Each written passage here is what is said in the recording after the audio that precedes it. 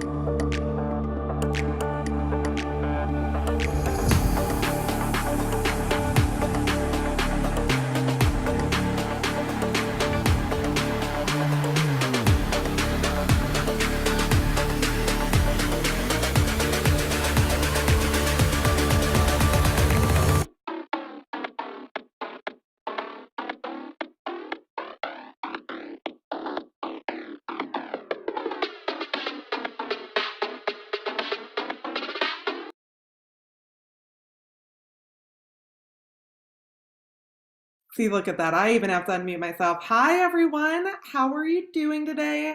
I'm so glad to be in this Zoom space with everybody. People who are joining us on Facebook Live, hello. Just so everybody in the Zoom room knows, we are live streaming this event as well as recording it. So if you would like to go off camera so that your face is not on there, totally fine. But for your information, only when you're talking will you show up on the live stream. So if you're like, I don't want my face while I'm listening, do not worry.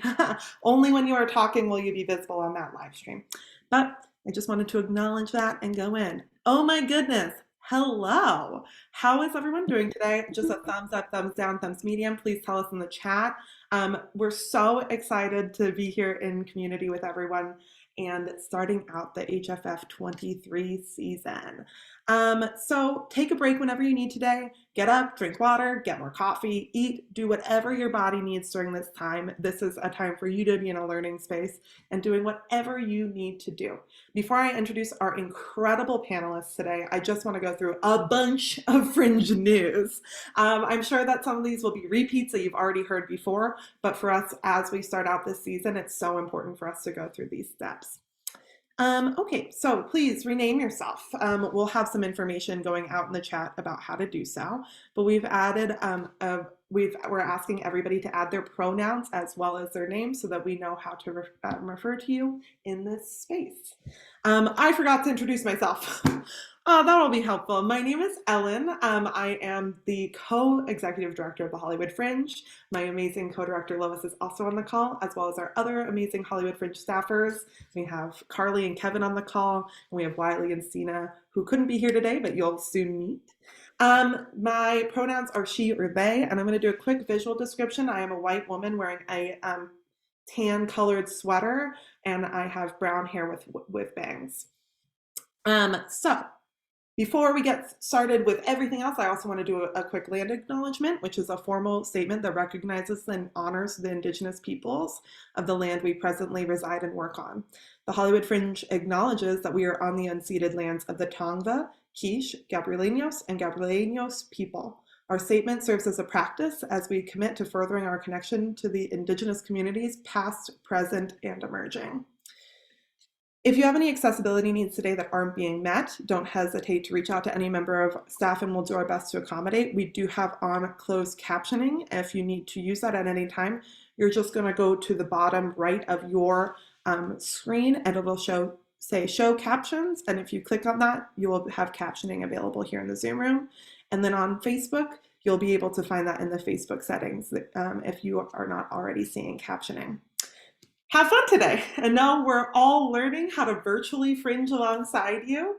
Just a couple of years ago, we didn't do any of this stuff online, and now we do tons of it online, and it has been a learning curve. So if you need any Zoom support or any digital support, or if we cut out and in as our internet connections are a little unstable, please roll with the punches with us. Okay. This is just one of so many education and networking events that we have on this year's schedule. They're all designed to have you come into this space and learn to have a successful fringe. We have our town halls, which are me and Lois and other staffers just spewing fringe information from a stage at you. And those are in person. We have an interpreter for those events as well, if you do join us in person, and then they are live streamed to YouTube and Facebook. And those, we've had one already, which we recommend you looking at if you haven't had a chance. And then we'll have another one in April, right before Fringe starts, that focuses more on like what to expect during the festival. So we had one a couple of weeks ago that's like, what do you do in this registration and pre-fest period? And then the next one will be like, what do I do in May and June?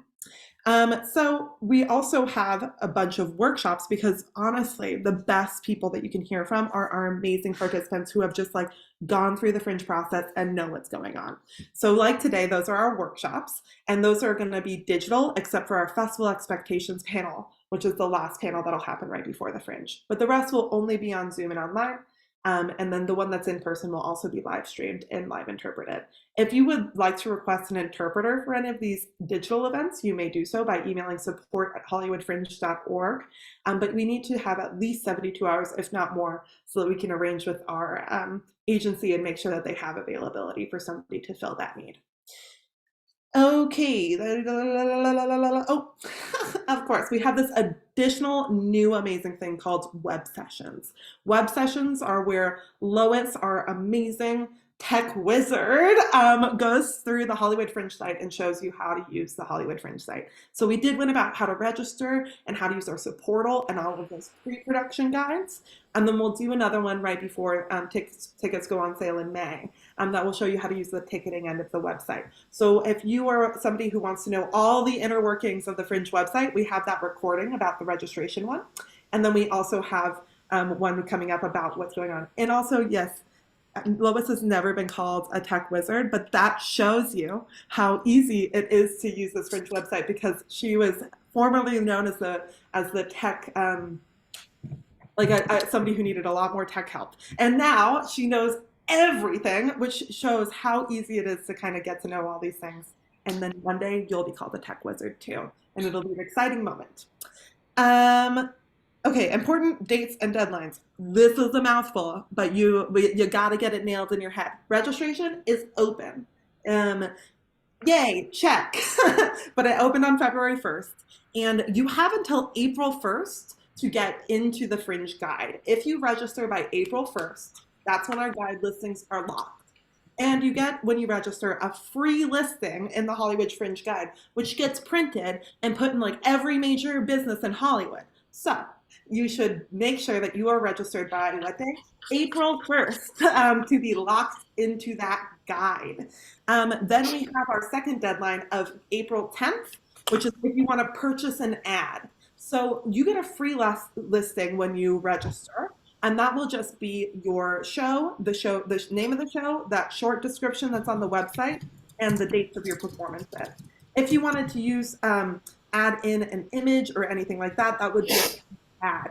And there's different sizes of ads that you may use. So you could have a quarter page ad, you could have a half page ad, you could have a full page ad, and you should factor that into your budgeting if you're really relying on that kind of ticket sale. And we make them half off for registered Fringe participants. So don't purchase an ad until after you've registered, because after you've registered, all of the pricing gets split in half. Then tickets go on sale May 1st, and we're all like, wow, there's people coming to this festival and it's amazing and incredible and they happen really fast and you get shocked. Or when things don't happen really fast, you go, oh crap, I better go back and watch that Fringe marketing panel and get on it, because it is an incredible whirlwind of a time from May 1st. We're at that point gone through, sorry, my computer freaked out. At that point, we've gone through all of this pre-prep. We've started our office hours events, which are networking events that start in March. We've started all these digital things. You've gone through every panel. You know what's going on. And May is when tech starts, and you just need to kind of get into action. Fringe becomes a part of your body at that moment. And then June 1st to the 6th. That's going to be our previews week. And that's going to be your first time to really feel the Fringe. But it's still a preview a little bit. We haven't officially opened up the festival, but it is pretty much like the festival's already open. Fringe Central will be open that weekend. And it's pretty much just a dry run where we call it previews so that that first performance that you plan is able to have some adjustments afterwards. And then we have our opening night party where we schedule no shows on June 7th so that you can all come in community together with us on that night. Then June 8th to the 25th, that is going to be our 2023 Hollywood Fringe Festival. 2.5 weeks of madness and excitement and community, and I cannot wait to be there with y'all. Then we have our award ceremony and closing night party on the 25th. So avoid scheduling shows on the 25th in the evening and afternoon, as that's when we will be starting to prep for awards. Okay, we do not have a lot of rules of the Fringe, but we do take our code of conduct and ethos very seriously. If you register as a project, you and your team will be held accountable for your actions as you participate within our festival, as you should in any professional environment you choose to take part of. This festival was built on the freedom of expression and lack of censorship, which means we must maintain the utmost respect for one another to create a safe place for people to take risks in their work. We won't censor your words unless they are actively harmful or hateful towards a protected group, cultural appropriation, or are instances of harm for protected groups such as women, people of color, queer and trans folk, disabled folks, deaf folks, fat folks, religious folks, anyone who typically might face discrimination in a typical working place. We try to create a safe environment where they're not facing that here at Hollywood Fringe. So there are limits to our uncensored nature, and that limit is often set by our access committee and enforced by our staff and code of conduct committee. We're a diverse community, one that often has more women and non-binary people producing than men, and we attempt to foster a community where those folks don't face all the gendered issues they typically face in a working environment. We're on a path to making this Fringe a more accessible space. This means some people might use disability terms you're not familiar with, or an interpreter might block your view of the panelists, or things might come up that you might not understand. And we encourage you to take that as a learning opportunity. Google some of those terms. We can move seats or help make sure that you're not having a disrupted experience. And sit in the privilege that we all have to not face these oppressions in other environments. We're in a space that is committed to anti-racism, not only through our words, but through our actions. In many environments, people face microaggressions and racism on a daily basis.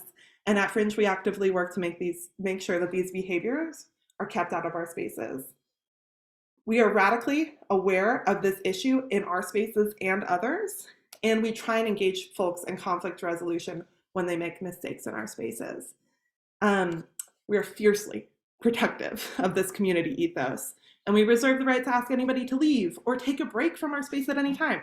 And this is not us trying to scare you, but us to encourage you to take this path with us. This is a promise to those in this room that face these issues outside and in this community, that we're actively working with you to make sure these issues are handled. We strive to make a wholly inclusive environment, and we invite every participant at Hollywood Fringe to go on that journey with us. Because if we do this, then we can have a crazy fun, sex positive, incredible community all together blooming. It'll be great. We invite you to share this ethos and our code of conduct with your team, as you'll be asked to uphold this ethos within your team as you participate. Thank you for joining us and creating the space that we all desperately need. Okay, COVID. The other big, that's a big animal in the room. And I know that we're all new we're all coming into like a new phase of the pandemic. Every single month is a new phase in a different place. And we want to encourage people to meet that with that understanding, that people are going to have different boundaries than you and different expectations. And we want to remind our community that as we're navigating a new normal every day, that we need to treat each other with kindness and respect as they move into spaces that we feel more comfortable with, and vice versa. So we need to respect boundaries of touch and social distance and more as we're in person. As we start those office hours, some people might be like, I'm not ready for hugs yet. And we need to be like, okay, or things like that. So we want to name that. We this year do not have a festival-wide COVID policy except for when somebody tests positive. We have strict isolation guidelines for that in your crew. So if somebody on your team tests positive, we have all of the resources on our website for you to be able to navigate that, to reschedule shows, to make sure that things are okay. If you want to set additional guidelines and boundaries for your cast and crew, know that our venues will respect that, but that you need to enforce those guidelines. So if you want to do masks or vaccination checks, you are more than encouraged to, and then you'll need to make sure that there's somebody on your team, your producer, a volunteer, who is able to help the box office person navigate that for your production. We are seeing these, we're releasing these guidelines based on best practices that we've seen in this year of the pandemic, and we cannot make any further promises other than we are working with y'all and we are hearing things, and we'll continue to align with LA County guidelines should anything change. All right, COVID's over, and most of my announcements are over. Before we get started, I want to just really quickly talk about engaging with Fringe marketing. Make sure you're signed up for our emails. If you're registered, add your production people to your project page so that they get automatically added to our participant list as well. So if you're the producer and you have other people on your team, add them as those administrators on your project page as well so that they get added onto our participant emails, which are going to start to be a very important place for you to get information from. Make sure you follow our social media. TikTok, Instagram and Facebook are more active than any of our others, but Instagram and Facebook is where we're going to be pretty much reiterating what goes out in our email list. So if you're like, oh, I need to see things multiple ways, we got you. Including the fact that in that events link that Carly dropped into the chat that has that link of all of the workshops and town halls and networking events, you're going to be able to add yourself to the Hollywood Fringe schedule, which is a Google Calendar where we will put all of the events into your calendar for you. That way you know exactly what night things are happening and you don't have to go in and individually add them. You can download the full calendar and upload them into your own calendar site. Okay, use the hashtag HFF23 on everything that you're doing. It's a great resource for you to be able to track everything, and email support at Hollywood Fringe with any questions as you move along. Almost done. I'm almost done talking, and then our panelists will talk. But by a show of hands, really quickly, in the virtual space, or shout out in the chat, who's new to Fringe this year? Who's never done a Fringe show before? Amazing. Look, already happening. And guess what? You're not the only person. Everybody here comes with a different background of knowledge, and it's going to be such an exciting time for you guys to get to know each other and learn from the amazing veterans who are in the room in many places who are excited to do this with you. So it's like adult summer camp, and we're going to try and make sure that you're all Fringe fans by the time this year is out. I literally can't get enough, clearly, because I have been here since 2016, rocking it out with this team because I'm obsessed. Great. About Fringe, just one little bit, and then we're going to move on. Fringe is an annual open access community derived performing arts event. Participation in Hollywood Fringe is open, and we do not curate. By opening the gates to anyone with a vision, this festival is able to exhibit some of the most cutting edge points of view that the city has to offer. To do Fringe, you just got to register, you got to find a venue, and you produce your show. That's it. And these panels are made to help navigate you through that process. So without further ado, I'd like to introduce our amazing, amazing panelists who will be joining me today, talking about their experiences and talking about budgeting and fundraising. So, oh, and if you have any questions, don't worry, throw them in the chat. We'll answer them. Would you like to go first, introducing yourself? I see you off camera, Michael. You see me off camera? Yeah, or on camera, sorry. Lord, see, even you have a script and then you can't even follow it, and that is Fringe. So I would love to ask you to start us off, and then we'll have our other two panelists introduce them as well, with just your name, a visual description, your pronouns, and how long you've done Fringe, and what your Fringe journey has been. Sure. My name is Mike Shapiro, though I have to use Michael Gordon Shapiro professionally because there are too many Mike Shapiros in the world. My pronouns are he, him, his. I am a white male with brown hair wearing a hoodie, which I clearly need because I'm situated in front of the mountains from the Elder Scrolls V Skyrim. I have had my musicals produced at the Hollywood Fringe for a number of years. Sometimes I've been producer. Sometimes other people have produced them. Most recently, my family musical Gideon and the Blundersnorp was at the 2021 Hollywood Fringe, where it won Best Musical and has had a couple of subsequent productions. So Hollywood Fringe served as an excellent launchpad for that project. In 2019, I brought a show called The Bully Problem to the Hollywood Fringe. In 2016, Theater Unleashed produced my short musical anthology, A Feast of Snacks. And going back to the ancient prehistoric times of 2011, Super Sidekick, the musical, made its debut at the Hollywood Fringe. It was another Theater Unleashed production. And that one, partially as a result of that production, was picked up for publication by Samuel French, which is now part of Concord Theatricals. So the Hollywood Fringe has been a very useful starting point for a number of projects for me. I think I covered all my questions. Is there anything else at this time? I'm going to toss it over to who's next on my screen, which is Joy. Yes, hi, I'm Joy. I have black hair and glasses, and I've got like a glare from the ring light here in my glasses. But yeah, so I put up a musical called Supportive White Parents in, wow, what year was that? 2019, oh my gosh, 2018. And I was a scholarship recipient, so that really helped with a lot of the costs. And from there, we were able, well, kind of, I submitted to a lot of things around the same time. So like a little bit before Fringe, we were at the Second City, like LA Diversity and Comedy Festival, 2019. LA Diversity and Comedy Festival at Second City, and then we did Fringe, and then we had a couple of UCB dates, and it started as a half-hour show. It was cheaper to produce that way, and easier. And that was just kind of the form that it initially took, because that's like a show that you can put up at UCB around town and stuff like that. And then eventually Second City asked us to make it an hour and be a premium show, so that happened after Fringe. I expanded it, and then I wrote it as a 2-hour show during pandemic, and then we recently crowdfunded for a concept album and then released it recently.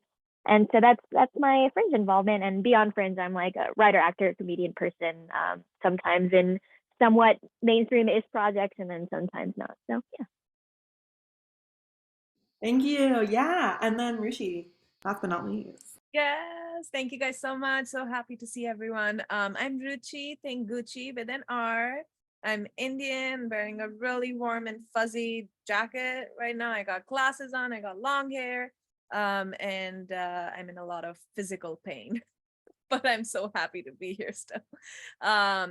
I wrote a hip hop Bollywood musical 2 years ago that my husband and I produced. That was our first Fringe festival.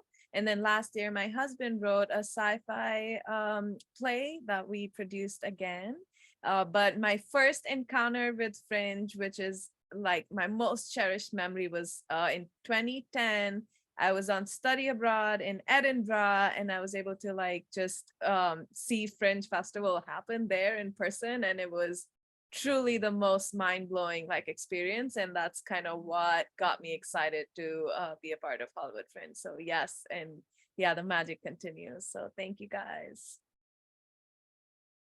I'm literally, and I know that Michael, you've been to Edinburgh as well, and I just went for the first time. Weirdly enough, I have been involved at Hollywood Fringe since 2016, but I'd never been to Edinburgh, and it is wild. It was a wild experience when I just went with Lois this past year, and every fringe operates differently. And I've had the pleasure of going to so many different fringes and seeing so many different ways that fringes kind of operate all throughout the world. And we're going to focus in on a lot of ways that Hollywood Fringe operates. But if you do choose to tour the show, which we hope that you do, after you do Hollywood Fringe, we want this to be this jumping off point where people get to do a million different things afterwards. That we hope that you'll be able to rely on us to kind of navigate some of those changes. And so we have some little opportunities in the future that we'll be talking about other World Fringe partners and how different they all operate and how you can get involved in other fringes as well. Because we are one of hundreds of fringes in the United States, in the world. Let's get into budgeting. I'm going to drop a link in a second to some sample fringe budgets that we've collected anonymously over the years that you can feel free to peruse. And we'll be adding show types of different types over the next 5 years, you know, as we get new show types that come in. But we have like scales of where people anonymously have been like, this was the budget I used. This is exactly the numbers I spent. I don't even have to drop it. Look at Carly. Carly already dropped it. And that will be a great place for you to get some actual numbers. So today during the panel, we're going to speak kind of generally about like I percentage wise did about like 70% of my cost was the venue. And then you can speak to whatever numbers you feel most comfortable speaking to, panelists. Like you can feel free to drop in numbers where you feel comfortable dropping things in. But we also have those hard numbers available in these sample budgets if we don't get into too rough of numbers. So this is like a crazy wild question, but how do you budget? Like, how did you budget for this? Did the money for you come out of your pockets? Did you fundraise for the costs up front? Did you do a combination of both? How did you, like, when you're like, okay, I'm gonna do Fringe, how did you start to be like, how did you do it? Money-wise. I'm gonna throw it to Joy, who's laughing, so I take that as a sign that she has an answer. Yeah, it was my first time doing a fringe or like kind of putting stuff up, but I was sort of like familiar with like putting up my own shows because I'd put up like sketch shows at UCB and Second City and stuff like that. But I'd not had to like pay for a venue or like pay for like a stage manager or all those things. So it was all very new to me, and I kind of just like paid as I went because I didn't. I like thought about a budget, and I'm a Virgo, so I like have lots of spreadsheets and like, but for this, it kind of, I was just like, I applied for the scholarship, and like, so I had sort of budgeted for the things that the scholarship covered. But then when I got the scholarship, I was like, oh, thank goodness. So I had a little bit of extra money to like put into other things, but it did kind of, it was a learning process. Like I was like, oh, I guess ads cost this much. Okay, I guess I'll pay that. And it came out of my pocket. Okay, I guess the publicist cost this much. Okay, I guess I'll do that. And then postcards cost this much. So I mean, definitely if I were to do it over again, I would try to plan it a little bit more. And I did plan when I released the album, and like I budgeted for that. But yeah, definitely I learned as I went. Absolutely. Rushi, do you have anything different or same, or No, I think with Fringe, it's a great space to kind of learn as you go. Like this is where you try that. This is exactly the place to try that. I think for one thing I can share just from my experience, my first project was really like big scope in terms of we had a cast of 10 people. There was like a dance sequence. So it was just it was a full production. So I think if there is, if there is a specific budget that you're working with, I would say do a smaller, go for a smaller cast, or just things that looking back, I'm like, oh, how would I do it differently? I think, yeah, budget definitely comes first, but oftentimes we like plan for everything else and then it's like, oh my God, what am I doing next? So just, yeah, I think, but at the same time, like the benefit of Fringe is that even if it's bare bones, you can use so much of your creativity, so like actually behind me, this little piece of like panel that you see with the things, that's like part of our set, from I had like 5 such big panels that we made at home, and a set design, and in retrospect I'm like, did I really need that?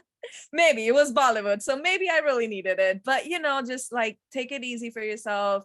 Don't have to go like crazy with like super detailed, expensive set designs or anything like that. But I think, yeah, that marriage of creativity with like, okay, these are the funds I'm dealing with, there's so much just benefit, and like so much genius that comes out of that. Yeah, I've had the privilege of seeing all 3 of your shows. Michael, I've only seen 1 of your shows. I saw The Bully Problem. I'm so sorry. I promise that I'll see another one soon. But Okay. but it's all so different. What's so cool is we try and make this panel be like people who do different things, and somehow all 3 of you are doing musicals at Fringe. But you guys have all handled it so differently, and I think that's kind of what's so exciting about Fringe is that some people will do a big set piece, and then some people will be like, no, my story is enough, or this is enough, or some people will do pre-recorded music when they do a musical, and some people will be like, no, I need this kind of musician. So it is really cool, kind of like study into like how you could do the same thing so differently.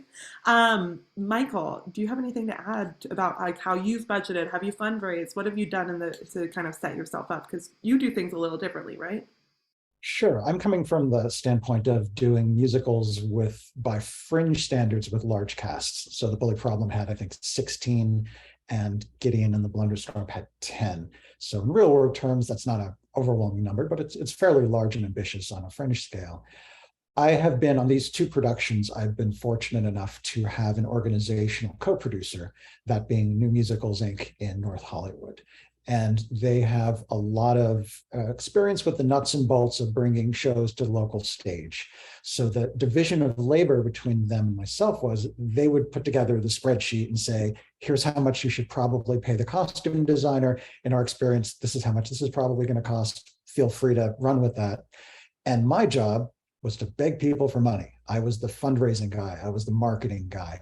So that played to both our respective strengths, because they had a lot of practical experience, and I have some sort of relentless tapped reservoir of energy that I just drew from to try to promote the show.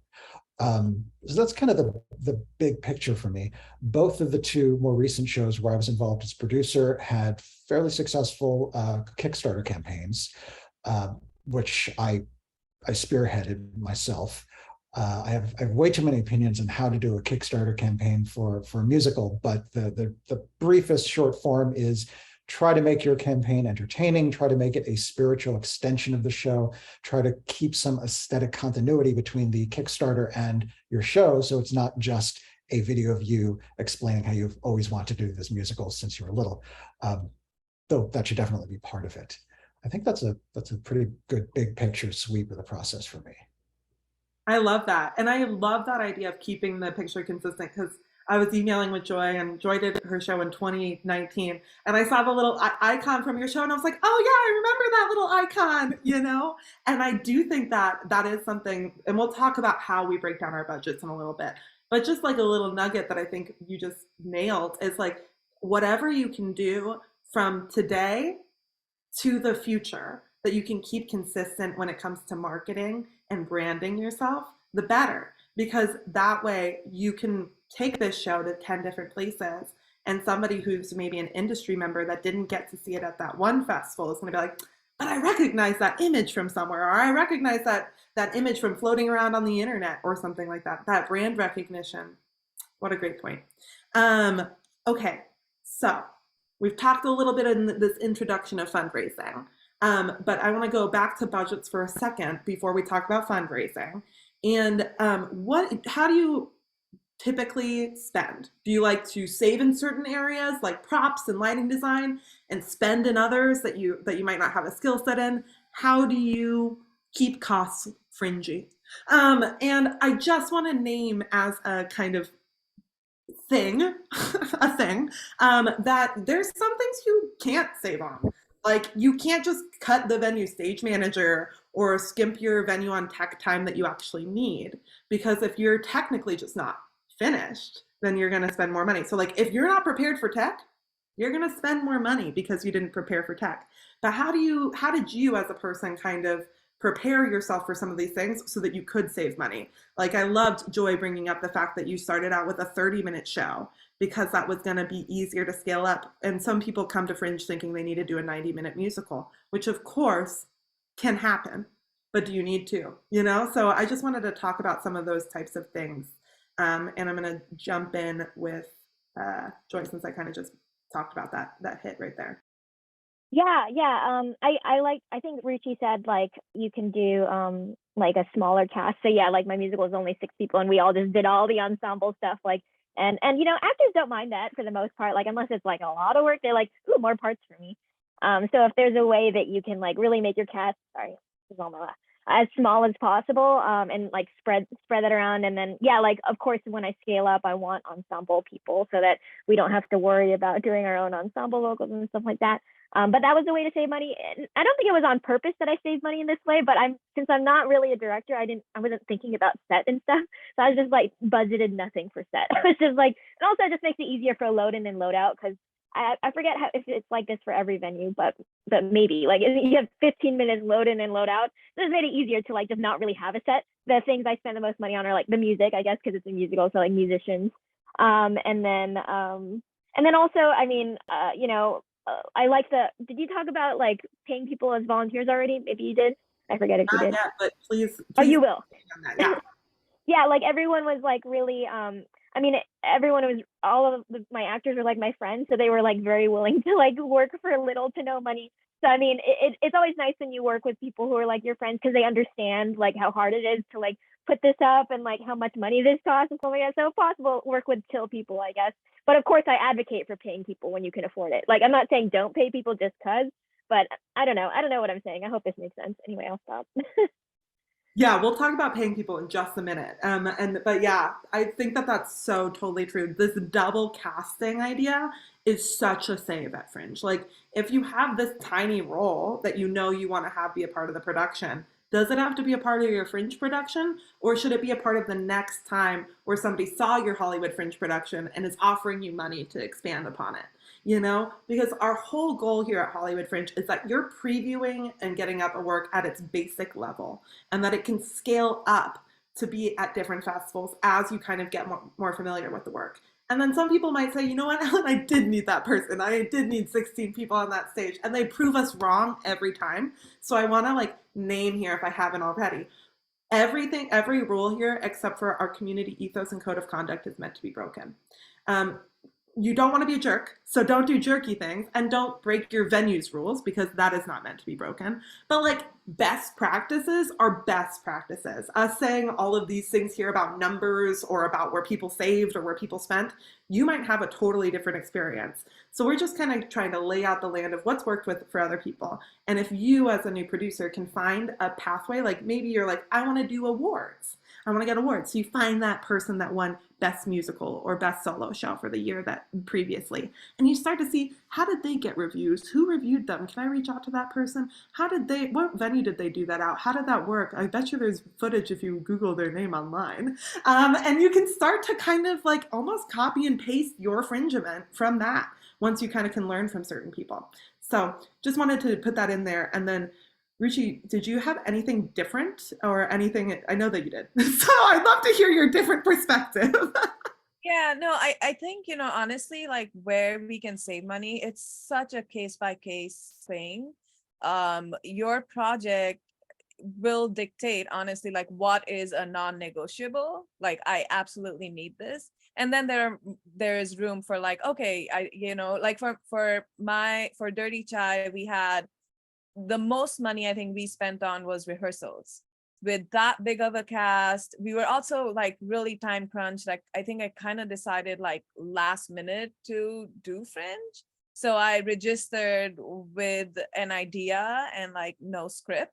And I definitely did like a lot of revisions, which took a lot of time. So basically I had like a 2-week, 3-week period after the script was done to produce the show for a 10 people cast, which is insane and definitely led to many sleepless nights. So I don't recommend that. Like you try and avoid that. Your health is important. But it was also an adventure I remember and I can like share about now. But for us, rehearsals and doing rehearsals in the actual space was we had to do that. That was a non-negotiable, and we had to like budget for that. And then at the same time with costumes and props was all DIY. So my husband and I literally our entire home is like upside down with cardboard stuff everywhere and costumes and so yeah, I think every single person, like as you write your show and envision it, it'll become clear like, okay, it is a prop heavy show, I need it, or as opposed to like it's really focused on like this one person's journey.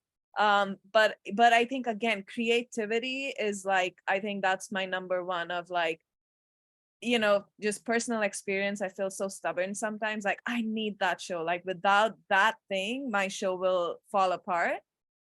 In retrospect I'm like, actually no, I don't. it won't I just have to be creative. So I think definitely catering to what your show needs without any compromise, but at the same time being flexible. I remember being on Zoom on a networking event with you, Ruchi, and you had all of your set pieces were behind you, and then I saw your show and I saw them all on stage, and I was like, I recognize that. And I think that your house will probably be like overwritten, like my house, which does house the Hollywood Fringe official storage unit in my garage. So I have the literal storage unit for our company in my garage, but my house is taken over every year still by like everything that is related to us running this festival. And you running your productions is going to be kind of the same. So figure out a way maybe to make that a little bit easier. And I agree with like people who need those. If you know you're going to need rehearsal time in your space, you need to work that out now. And if you know that you're going to need a dress rehearsal or you're going to need extra tech time, you should work that out now, because if you can do things earlier, it's so much easier than if you have to pay for something last minute. So everything that you can do in advance, you should do, because everything that you do in advance is always going to be cheaper. Michael, could you speak to anything from your perspective too? I know you have a totally different perspective. Well, I would definitely build upon what Rishi said about creativity, enabling you to cut some costs from some of the production elements. My last show, Gideon and the Blundersnark, takes place in a fantasy environment, and there is actually a horse chase in the middle of the show. So clearly some creativity was going to be in order, because we couldn't come close to literally depicting that. There are probably health codes involved too.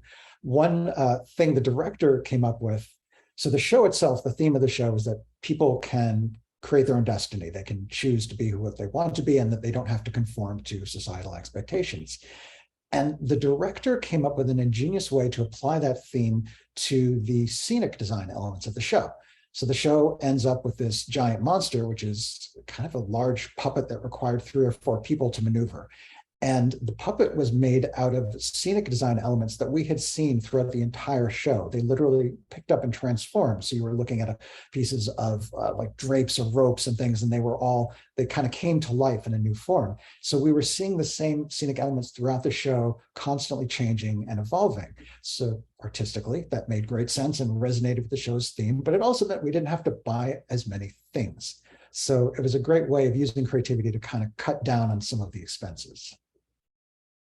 Ugh, I love that. Also, this is making me think of like, this is like a weirdly random thing, but if you're like somebody who's looking into doing a set design for Fringe, there was this great panel that we did in like 2018 or 2019, I can't remember, but it was called like No Budget, No Problem. And it was about like a maximalist guide to Hollywood Fringe for people that did like crazy sets. Like somebody did like multiple like campsites or things like that and like all these things, and they loaded them in and out in 15 minutes. And so like we said, like Fringe can work with a block and your team wearing very specific costuming, or Fringe could be this other imagination for you. And it can work based on what you want out of the Fringe. Like, is this kind of just a chance for you to do your artistic vision and the cost is okay to you? That might be okay. And then for some other people, this is like, you're gonna need to, you want to have like people kind of pay attention to your story. So you might want to make it a little bit more chill visually so that people are really like looking and seeing how they could take on your story and maybe program it with a visual, you know? So it just like, I think that with this panel and others, setting expectation for your production team is key, because everybody does Fringe differently, and you will too. You will probably come on one of these panels in the future. We always have past Fringers who do panels, and you'll probably share how you broke the mold. And so, yeah, exciting times. I'm dropping in the chat right now an article that we have on the Fringe site about AB5. And if you're like, what's AB5? Don't worry about it.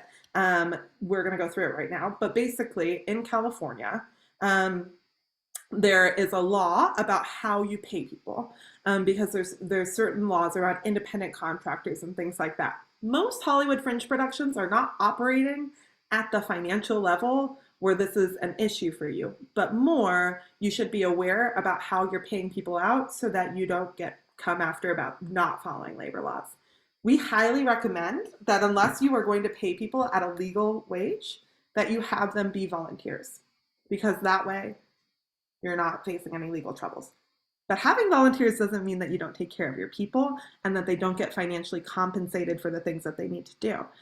There's plenty of ways that you can legally reimburse people for what they're doing on your Hollywood Fringe production, for gas, for food, per diems. And there's this huge slideshow that goes all into this by a lawyer, because I'm not a lawyer and I'm not an expert in the field or a policymaker.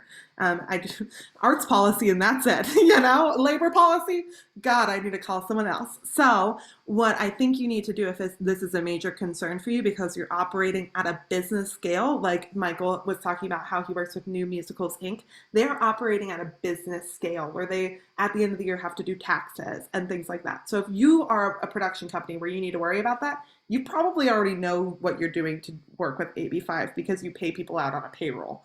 Where if you're not, our high recommendation to you is that you have people sign on as volunteers and then they get reimbursed for costs. So like I said, food, per diems, like gas.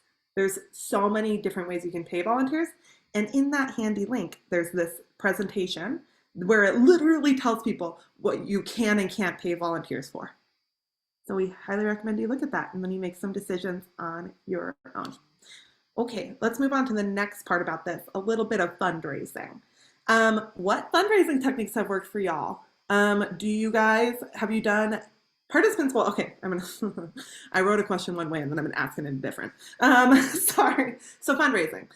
Some people at Fringe have done things like, I'm gonna throw a party and I'm gonna cost $5 a head and that's gonna fund my Hollywood Fringe production, which is like complicated and I wouldn't do that, but it has worked for them. And then they've been able to run their Hollywood Fringe production because that is their skill set, is event production. And then some people have been like, you know what, I'm a good digital marketer. I'm gonna run a crowdfund campaign, and they've run very successful crowdfunding campaigns. Some people have sold merch. And then some people have paid them out of pocket. Are there any fundraising techniques that you all have experience with or have seen people do that you think is cool? And could you give any advice on some of those things? And we'll go have another question specifically about crowdfunding. So maybe don't go too into crowdfunding, but any other techniques you've seen people merch. Another example is a couple of years ago, somebody like bought a Fringe ad and like sold half of it so that they didn't have to the local business that they were partnering with anyway. So they kind of like paid for their Hollywood Fringe ad through their financial partnership that they had with the restaurant that they were co-producing their show with. Things like that. How does that work for y'all? Anybody have like I have an idea. I can share a little bit. Just definitely, I don't think we had time to really fundraise. So I missed out on that. I'm also not very good when it comes to like business matters. I'm so much more creative and like, just just my brain doesn't work very well. So it was a challenge, but something that happened closer to us, to our show dates, was we got a lot of sponsors on board, just promoting our show. So that I think was really helpful in, filling up the seats. Essentially, we had a media sponsor, Ruckus Avenue. We had like a coffee, shop like sponsor, like the opening night. And it was really cool to just kind of see more and more people involved in believing ultimately what our show was, stood up for, which was diversity and equality and diversity. And I do believe if we did not have that help, I don't think we would have been as successful in selling out. And I think like our last two shows, or last show was like full house. But yeah, fundraising it's challenging. It's so challenging for me, especially. But I think the sooner, just something I learned, again, I didn't do it, but the sooner you plan and prepare, the more time and capacity, you're going to have to do fundraising, in a way that, gives justice to your show, does justice to your show. Absolutely. Michael, do you have anything to add to that? I think most of my funding efforts have come through crowdfunding. So I think I'm going to wait till we get to that topic to respond. Joy, anything other than crowdfunding, or should we jump into crowdfunding? Yeah, I guess I'll have more to say during crowdfunding, but I didn't try this for Fringe, but I've tried it like in future things. Like I've thrown, like when I have events or shows or whatever, like I have a raffle, and that's kind of fun, like kind of to the point of asking for sponsors and stuff. Like if there's like a theme to your show, like my show is like kind of Filipino-ish theme, so like asking Filipino local businesses, like, can you donate a 4-pack of your beer, or like, I don't know, can you give me a discount on a gift card or whatever. Using my credit card rewards, like I think I got like use my credit card rewards to get a $25 DoorDash gift card or whatever. So like selling raffle tickets, of like, okay, like I made like maybe 150, or I forget, I have to like crunch the numbers, but that was something. It was something. And then people, like, raffles are fun, and then you create relationships with businesses. And then I'm still learning too about merch, but like this time I like tried to be creative about merch. Like I made a scarf. Like one of the outfits that we have in the show is like we wear like scarves from Cal, because there's a musical, or one of the numbers is like freshman fall at UC Berkeley.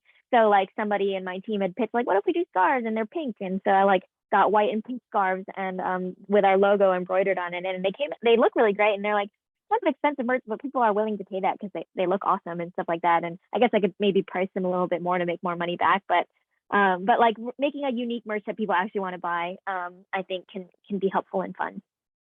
I am so much more willing to pay for more money for an attractive merch piece that I will integrate into my wardrobe than the cheapest one. But that also takes that upfront cost. So I think and I think that a lot of the times people do merch for Fringe events so that they have that to wear around. If I saw a bunch of pink scarves walking around Fringe, I'd be like, first of all, I don't need one. And second of all, I know that was Joy's crew. And I think that that's what's so cool about some of these other kind of fundraising opportunities, is that if you can make your fundraising and marketing plan go hand in hand, which is I think what we're going to talk about with fundraising or with crowdfunding, it'll just help because then they're going to be able to start to have that brand recognition. So crowdfunding. Well, how much can people expect to really make on a crowdfund? And how do you entice people into giving money, especially to something that they might not have a connection to? Michael, I know that you have tons of info on this, so I'll go call on you first, and then I know that both Joy and Ruchi also have great ideas here too. I would encourage everyone listening to do a little introspection and ask yourself when you have felt motivated to kick into an Indiegogo campaign or Kickstarter campaign. Sometimes it's because it's a tragedy or something that you feel like you're really helping with disaster relief. But outside of that, it's probably because it's somebody you know, and they seemed really into what they were doing, and you kind of got swept along in the enthusiasm. So when you were trying to crowdfund your own show, you should take that dynamic and reverse engineer it and try to create a narrative where you, the person making the show, are a character and you're on a quest, which is to put on your show, and you desperately need help. And to bring, as I intimated before, to bring as much of the aesthetic and spirit of your show into the crowdfund campaign itself. So it feels like almost it's a preview of the show, or it helps spread the idea of what you're trying to do. Case in point for me was The Bully Problem, my 2019 show, where I decided, so it's a musical, sort of a comedic with a serious undertone about messages about bullying. And I made this fairly ambitious 5-part video series for Kickstarter, which featured a heightened version of me trying to fundraise for the musical, and then an interruption by an organization of bullies, basically kind of pirate video interrupting my fundraiser and taking over, and protesting the fact that I was misrepresenting bullies in my musical, and they didn't think it was a fair portrayal. So literally every installment of this video is me first asking for money, and then the bullies interrupting and saying, do not donate to this musical, do not give money to this Kickstarter address, and then show the Kickstarter address to the show. So it had its own narrative, and it was kind of fun to do. And I think that's why we had a really good result with that one. It was a lot of work, but I think that the results justified the crazy effort we put up front into that campaign. You don't have to do something quite that elaborate, but do think about what the artistic and spiritual core of your show is, whether it's a tragedy or comedy or a performance-oriented piece, and just try to imbue your fundraiser with the spirit of that, because that will let people see what it is they'd be supporting, and it will help engage their enthusiasm. Absolutely. And there's literally a reason that every fundraiser is an artist. Have you ever noticed that like every nonprofit fundraiser, whether they're fundraising for the Red Cross or for a nonprofit that deals with the arts, they're all artists, because it is telling a story and telling a story of need. Why do you deserve and need that money? What is your show outside of yourself as well? So it's branding the show as your baby, but why is your baby good for the world? And so it's really pretty interesting to see some of those techniques, because art matters and art exists. Having a simple narrative, it doesn't have to be that your show is going to change the world. It's that your show is needed in the world to spread some joy, to bring it some relief to the monotony of our daily lives and the daily grind. I don't know what it is. It doesn't have to be that your show doesn't have to solve world hunger, but it does need to have this story attached to it. And I love that perspective. Anybody else have some, Joy, you have some ideas? Oh yeah, well I guess I want to shout out Laser. Laser, I think, has produced at Fringe, and then teaches crowdfunding. So I took Laser's class, and that really helped me a lot. And I think it's always hard to like decide what goal to set. We crowdfunded for my concept album, and it was like I kind of set it low because I just didn't want to have to work that hard, because the first campaign I did for a short film, I raised $12K or something like that, and that was for a short film, and that was like so much work. It was like, and that was in 2016, so 12,000 was like worth a little more than today. But yeah, it was like a lot of work, and it was like a full-time job. And then so I kind of just wanted it to be easy for my next crowdfunding campaign for my album, for the concept album for my musical. But I probably could have asked for just a little bit more money and worked a little bit harder, because it actually didn't cover all my costs. But I think if you offer rewards, and this is getting into nuts and bolts, I guess, but if you offer rewards that make sense too, like if you're crowdfunding for Fringe and then some of your rewards are like a ticket code or something like that, then it just makes like it's almost like they're prepaying for it in a way, and you just get the money up front or something like that. So those are some things that help with crowdfunding, and like asking people personally. You know, it's really annoying to ask people personally for money, but I found that like when it's the other way, like if I see a friend's running a campaign, I'm like, oh, I should donate, but then I just forget and I forget or whatever. Or I'll be like, I see they're running a campaign, but I won't do it unless they ask me personally. I found psychologically for some reason that happens to me. So I have compassion for like, oh, it really does like help to ask people personally for money, even though it like is soul sucking, and like making it a big deal and stuff like that. So, and then also having friendships that are outside of the campaign, so that like try like in the weeks leading up to the campaign, maybe like nurture your friendships so that you don't feel like a leech when it comes time to ask them for money. Then you like have like made contact outside of this campaign or something. Absolutely. And I think you've nailed it on the head a little bit too, with like bringing in that it's not just you. If it's one person running this campaign, it can feel like a risk to donate to it unless I'm getting that personal ask. And let me tell you, 9 times out of 10, when somebody gives me a personal ask, unless I absolutely cannot do it, I'm going to chip in $5, $10, and that $5, $10 or 20, 30, depending on what their goals are. And that is going to get them that much closer. And I love whenever I get a line that at the end it says, and no worries if this is out of your financial capacity right now. I'm like, boom, I'm showing you that I care about you because you showed in your message to me that you care about my financial capacity too. And I think that one little thing I would also add is if you're going to make ticket style offerings on your crowdfunding campaign, know that you're going to need to take that out of your ticketing budget when you go into this Excel sheet where you're like, this is how much I'm going to make off of ticket sales and this is how much I'm going to do. Maybe if you're doing a crowdfunding campaign, work that in so that they work in concert together and you don't get a shock at the end of the year like, oh my God, I made so much less money than I was thinking. And to make you feel a little bit better, y'all, between 2K and 5K is the budgets that we have on our Fringe budgets that people have submitted to us. 2K is a miracle. 5K is a lot. So most people are in that more middle ground of that number, like 3, 4, 5,000. We're not talking $30,000 productions. That's your next run, right? And that's what we're saying is that use Fringe as that launching pad and I will admit, people have proven us wrong. And people have done these giant, huge productions that they've made tons of money. But the average ticket price at Fringe is $10. So you need to really consider that that's the average price when you're figuring out how much money you're going to make. Ruchi, you have anything to add to that? No, I think you guys covered it. It's about community. So the more that your crowdfunding, campaign is based on that, the more successful it's going to be, as opposed to like, this is my show and I want you to give me money to make it, right? Like it's really about like, how is this show going to contribute in a way that whoever is looking at it is like, yeah, I want to be a part of that,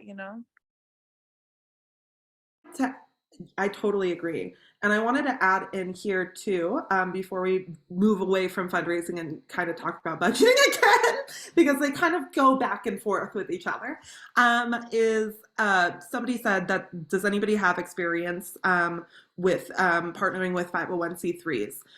There is tons of experience with that at Fringe. Some people will use Fractured Atlas, which is a resource where you can use Fractured Atlas as your fiscal sponsor. So just to give you guys some background on what that language that I'm using means, a 501c3 is somebody that, Ruchi needs to leave. So we all need to say thank you so much to Ruchi for all of their time. No, thank you so much. We will see you later. And I just wanted to give you an official send off. So 501c3s are nonprofits. So those are people that will be able to, if people donate to a nonprofit, they can write it off on their taxes. So if you're planning on doing a campaign that's that large, you might want to get a fiscal sponsor. And a fiscal sponsor is somebody that will give you their tax write-off status because you're kind of melding a partnership together. And Fractured Atlas is a nonprofit that does that sustainably. And Michael, would you like to speak to what you've done with your own partnership with nonprofits? Sure. As mentioned, I was collaborating with the New Musicals Inc., which is a nonprofit specifically for the fostering of the development and production of new musical theater. I'm slightly embarrassed to say I don't remember if donations inherited their tax deductible status. Maybe it might have been that donations that went through them directly did, but through the Kickstarter didn't. It's a little bit beyond my pay grade in terms of understanding the mechanics. Sorry if that's not a more intelligent answer than you were hoping for. Literally no, because it just depends on what you are looking for. I would say that it's a very small percentage of people that do end up trying to get tax deductible status to do their Hollywood Fringe show. Because like I said, you're not fundraising $10,000 for your Hollywood Fringe show. Like typically you're not, which means you're typically looking for more of like grandma and your cousin from Missouri being able to kick in a little bit, people who would want to support you but might not buy tickets to your show. That kind of thing is what you're more looking for this style and size of fundraising. That being said, every time we have shows of different sizes that do that got that fiscal sponsorship. And so if you're looking for someone, I would say Fractured Atlas is a great place to start, or like somebody said in the chat, finding a nonprofit that you want to partner with and present under their umbrella. Because so many nonprofits have so many different mission statements, and if you can pitch yourself to them that you'll fit under them, great. The one thing that you can't do is produce under the Hollywood Fringe, because we have so many shows that we could not give our status to 400 shows. It just wouldn't financially be something we can do, which is why we've said, go to Fractured Atlas, go to these other places that can do that for you, that are literally set up for that. And then I want to talk about ticketing, because that is such a huge part of fundraising, is how do I know how many tickets I'm going to sell? And in our town hall, what I like to talk about is your sell-through rate. So your budget of how much you can expect to make on a show is per night. You need to figure out how many seats do you have in your house and how many of those are you going to sell. So your number of tickets that you've sold, or number of tickets you can sell, so the number of seats in your house, times your sell-through rate is going to be your nightly gross. And your nightly gross plus whatever you fundraise is going to be your budget. That's going to be how much money you can expect to earn. So your sell-through rate, what we recommend at Hollywood Fringe is to set your expectations low so that you can get amazed. So we tell you, do not go over 40% as your sell-through rate, because if you sell out every show, that's great. That's not the reality for everyone, and it just depends on how many shows you're going to do. So let's talk about ticket pricing. And so how did you budget? Did you expect to sell out? Did you budget at 50%? Like how did you two budget when you were in this phase when it came to ticket sales? I guess I'll start first because I probably have a less satisfying answer because I didn't really budget for this. I was just kind of a hope and a prayer. I was just like, okay, I hope that I sell out. I didn't really budget for that. But I did remember, I forget, maybe I heard it in a panel or maybe I read it in Mindy Kaling's book, but Mindy was saying that for her show, she like gave away all of her preview tickets. Like she gave away a ton, like she gave away 4 to 8 tickets or something to a bunch of nonprofits. She just reached out, here's 4 free tickets to my preview shows. So then after that, she like sold out for the actual run. So I kind of took that to heart of like, okay, let me try to give away as many discount codes or comps to the previews, because also we're still working stuff out on previews. So it's helpful to us too. So like trying to load up the previews also for word of mouth.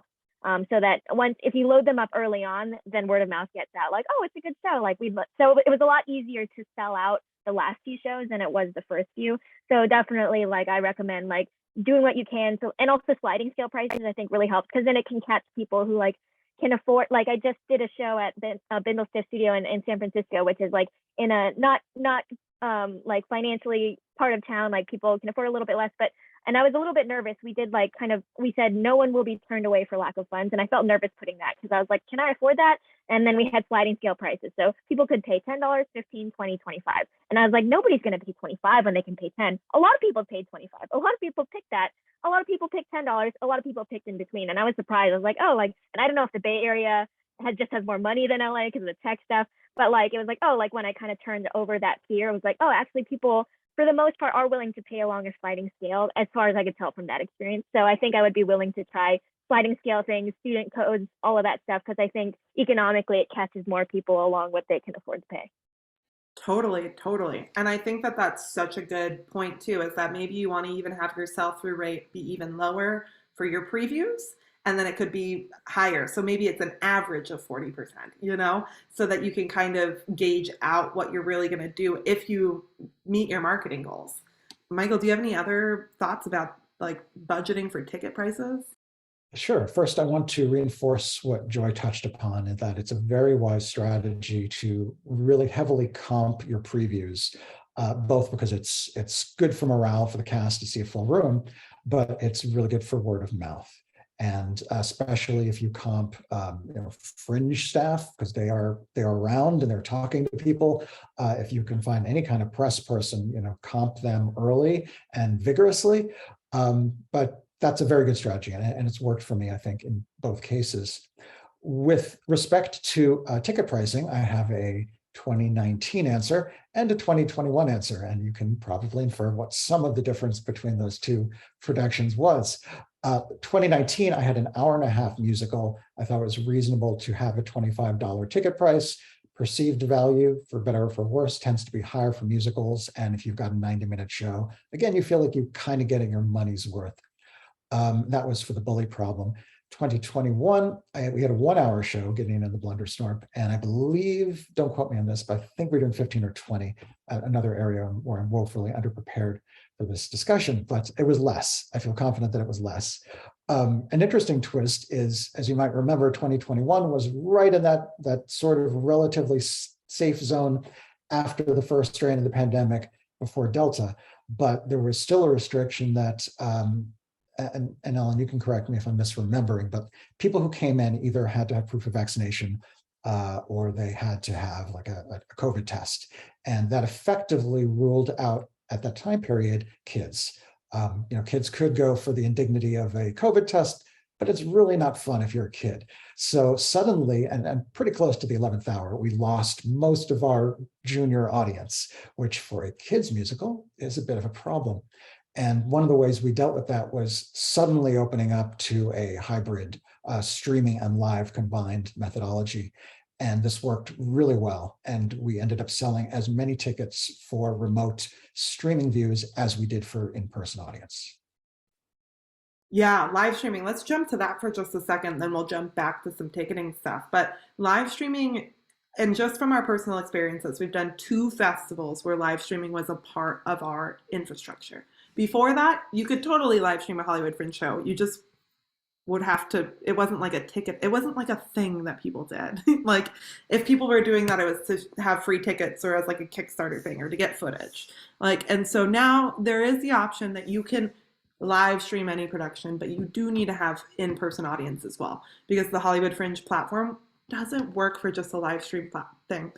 It's Black Box Theater. The technology isn't there for you to have a Broadway style filming of your show. Just isn't there.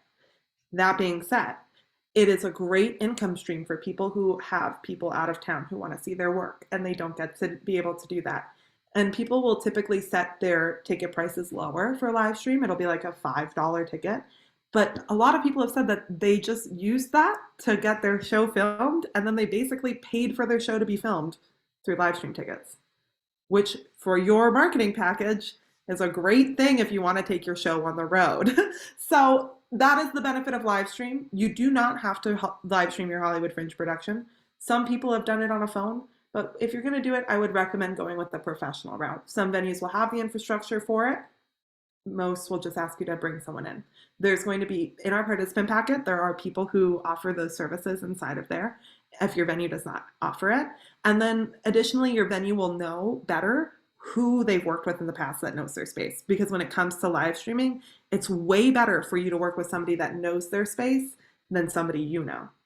Because if it's the venue works with them, they know what's going on. And I think it just depends on what you want to do. So if you want to live stream, it has to be because you want to live stream, because you have access, you have audience. You're not going to get Fringe audience for your live stream. So if you don't have people that are going to be jumping at the bit for that kind of thing, it might not be worth your money. But if you do, it might be something to think of. And that's helpful for people who have it. So and people have tons of opinions on what's going to be better. So talk to people, chat it through, chat it with your production team, figure out what's the best for you, you know? Macron, I just read this. Yeah, and see, some people totally think that video on demand, like there's other options you can do with that video once you have that footage. So I think if you're going to live stream, you should do it so that you have some of that you have that video footage afterwards. And if video footage to you doesn't matter, maybe don't live stream. But ticketing, what do you guys, so we've heard about $10, $15, $20. I agree that that people who have like a one-person show, $15 is going to be a lot for people to want to come see your show. People who have one person on stage typically do a smaller, lower ticket price of 10 or 12 or something around that. And remember, you don't have to do even numbers. You could do $12, you could do 9, you could do 7, you could do 5, you could do 10, you could do 30. Please don't, unless you have a totally outside audience that's going to pay 30. That is like shocking for Fringe. And remember that you can vary your ticket prices. Like they all said that you can do a pay what you can preview, or you can do a cheaper preview price. Like I love when I see a $5 ticket for previews at Fringe. I'm always going to try and do that. And then there's going to be 2 opportunities for you to be able to give out discount codes and comps through the Fringe, or 4 opportunities for you to give out discount codes and comps through the Fringe. The first is going to be through our press. And we're going to have a whole workshop on press. So I don't even want to touch on that here because it is, you don't need to think about it right now. So don't even think about it. The second one is through our industry program. Again, we're going to talk about industry and press at a different time. It's going to get us off track if we think about that now, but you're going to be able to get requests from industry and from press from us on the site. The third is going to be through our volunteers comp and discount list, which is going to be a list that you'll get emailed in your Fringe email. You're going to, like, you got our emails to come here today, so you get them. We're going to send out an opportunity for you to be able to sign up for the volunteers comp and discount list, and that's for volunteers at Hollywood Fringe Festival and our staff to be able to use to go see your show. And you just need to provide a discount rate. So you could put a pay what you can. I always recommend when you're doing a comp to give people pay what you can codes. You never know what they're going to pay. And so you can put your pay what you can at a suggested of 0, or you could put a pay what you can at a suggested of 5. Whenever you're doing pay what you can, make sure that, or like whenever you're doing a comp, send a pay what you can code. Second, you could also just provide like a $7 ticket. Like my tickets are typically 10. I'm doing $7 tickets for this, and you can do them for certain performances or for all. And then the fourth way is new this year because Fringe is a fundraiser. We fundraise for the platform of Hollywood Fringe so that we can continue to do this year after year. We have Hollywood Fringe members that help put money into our artist fund stipend, which information will be coming out on how you can apply for that. Any person who registers a Hollywood Fringe production who identifies as low income and coming from the Los Angeles County area. So your primary producer has to be from Los Angeles County, and you should identify as low income, which we have those statistics in the application, can apply in April for a stipend of $500 to offset the cost of producing at Fringe. And that's our Artist Fund program. And it's for Los Angeles artists who identify as low income because we know it's expensive to produce out here. So when we fundraise, we have stipulated that 25% of those memberships goes into that pool directly. And that's just money we give out based on how we fundraise, because anytime we're fundraising, we want to fundraise for artists. So for those members, you can provide a discount code as well. And so we'll have a list of those members that they get emailed out, a list of shows that are offering out 25% off. So we're asking you to give a 25% discount. If you're a $10 show, we ask you to give $7.50 as your ticket price and that kind of thing for people who already give money to the Fringe platform. We highly recommend that you join that list because those are people who are actively seeking Fringe work. They want to see like 30 Fringe shows. So they will probably pay that $7.50 price and come see your show. And they might find you otherwise, but I think people who are in this program are looking to see.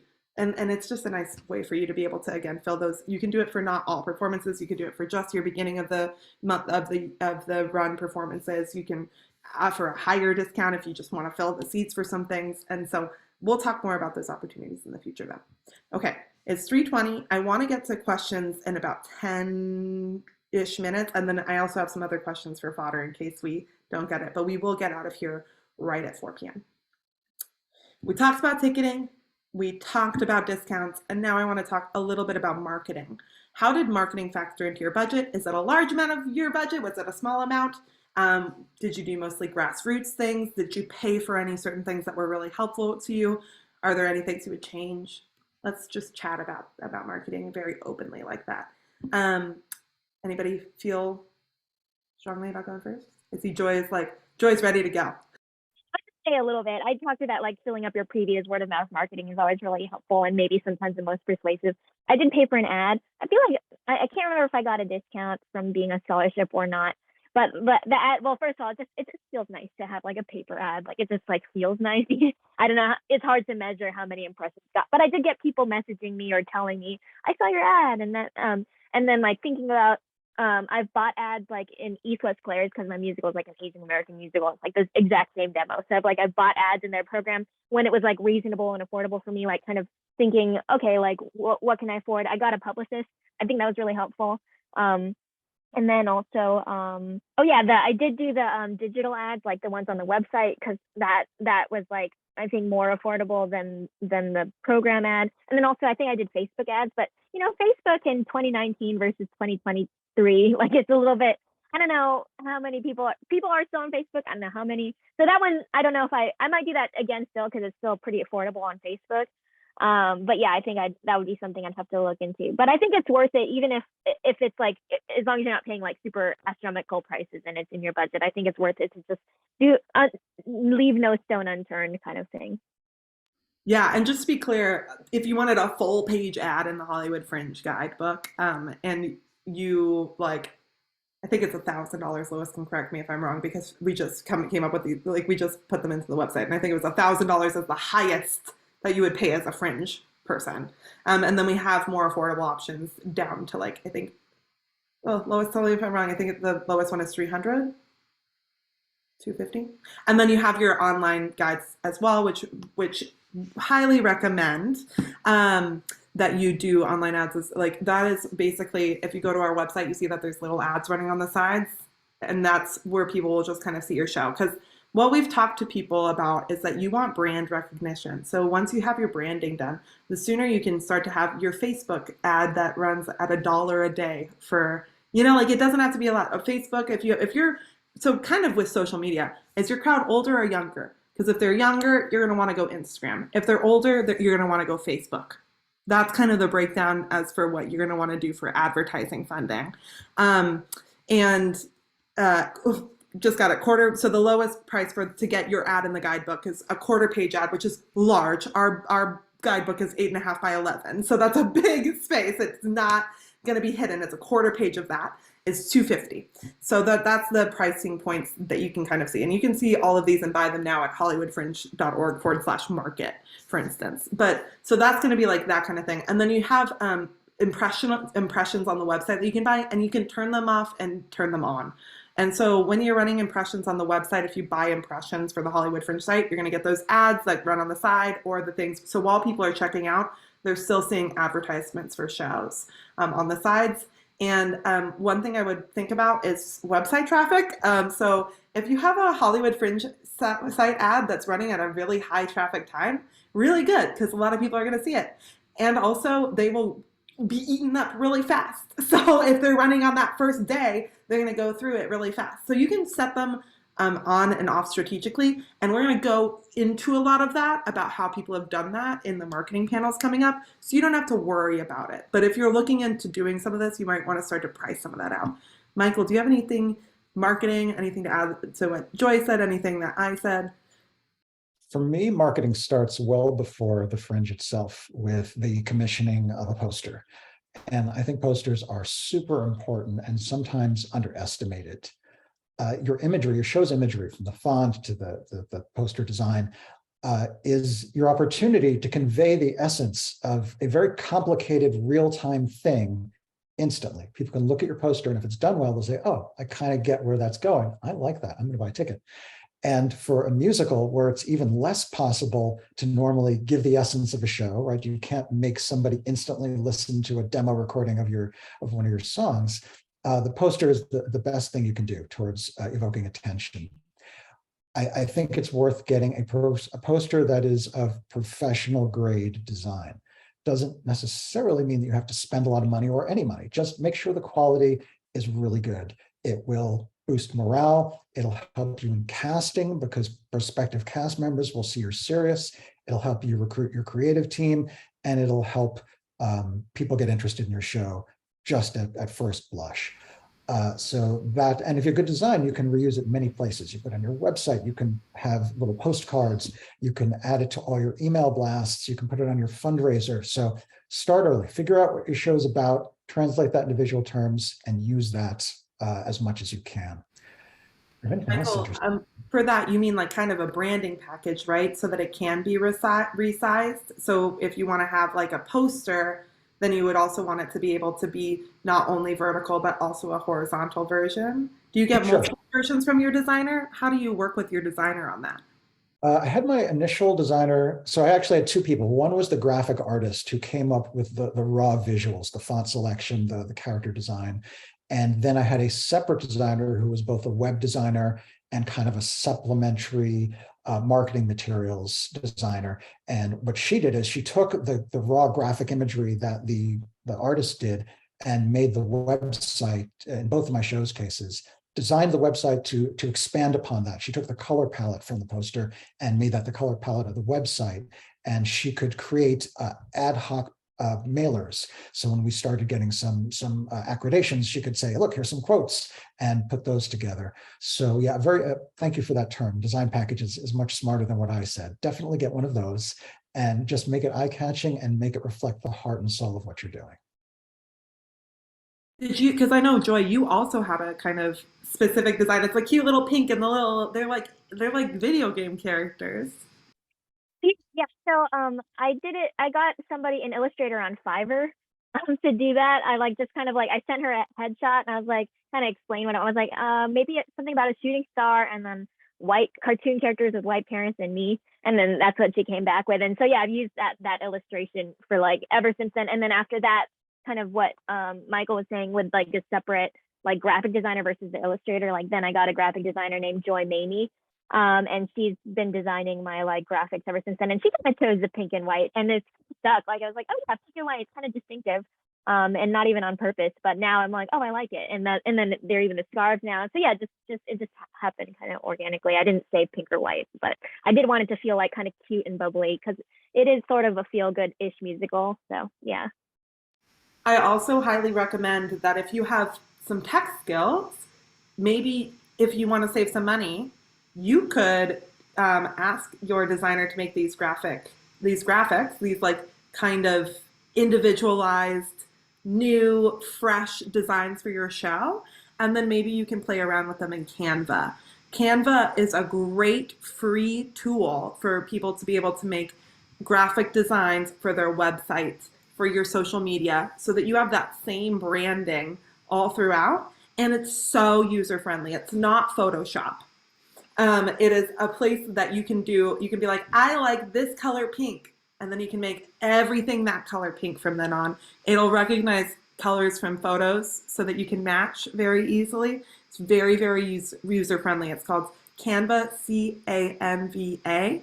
And then Fiverr, which is what Joy just said, that where she got the design for her characters was by hiring an artist through Fiverr. And it's 5RR, I think, right? 5RR for Fiverr. And that's a place where you can hire freelance artists. There's also 99 Designs where you could get somebody to commission a little image for your show. And then we have in the participant packet as well some other graphic designers that work on a lot of Hollywood Fringe shows. And so I really think that some people do all of their graphic design themselves and it looks incredible. But they need to be graphic design driven people. So if you're not a graphic design driven person, maybe hire somebody, or maybe that's somewhere you can save. And same thing with producing. Some people hire a producer at Fringe, but often a lot of people self-produce because there's these workshops like these that teach you how to do all these things. But if you're like, I'm overwhelmed, you can always hire someone. And so I think being financially successful at Fringe sometimes is figuring out what's in your skill set and figuring out what's not. So sometimes people might be like, graphic design is not in my skill set. Great, you should hire someone. If it's even a remotely in it though, I think you can do some of it yourself. And so I think Canva is a great place for that. Any other marketing tips, saving money tips in marketing, or where did you feel like you had to spend money because you're like, this is outside of me? I'll just say graphic design. Like I'm like okay, I'm like passable at it, but I didn't want to spend the time, so I did hire somebody to do that and the artist stuff. Producing, I could probably have used somebody, but I just did it myself, just because like I've produced my own like film shoots and stuff like that. So I don't enjoy it, but like at least in this phase of my life, I'm willing to do it for myself, I guess. And then also I found that like I'm weirdly, I was just not ready to let go of control of my money just yet. Like I was like, oh, I know that I'll be really careful with my own money. Whereas sometimes, I mean, maybe it's just like being very clear about stipulations of money or my control issues or whatever. But when it's your own money, you spend it a lot more carefully than when somebody else spends your money. So there's that. I think it's so true. And I also think that anything that you're creating, and I see there's a question in the chat that I'm going to kind of address a little bit in this answer, which is that anything that you're spending money on at Fringe, you need to have a plan on how you're going to distribute it.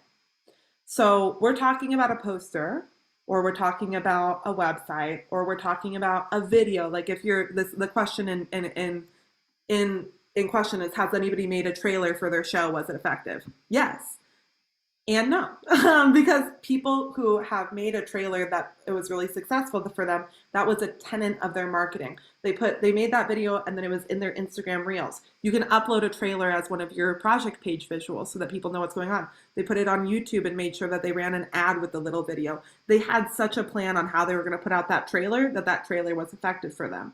People that make trailers and then don't have a plan on where to put that trailer, not effective. So you should decide what is going to best visually represent your show.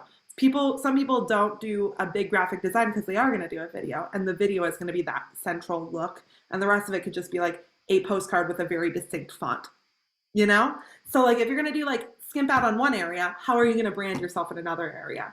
All that it should look like is that consistency of branding, figuring out what is going to be best to market your show based on your audience people. Is your audience going to be older folks? Do they need that like kind of like older folks are going to be drawn to a different style of graphic design than younger folks, you know? Like younger folks are going to be okay with something that's a little bit more esoteric or something that's a little bit less, that looks edgy or cool or experimental, and they'll take a risk on it.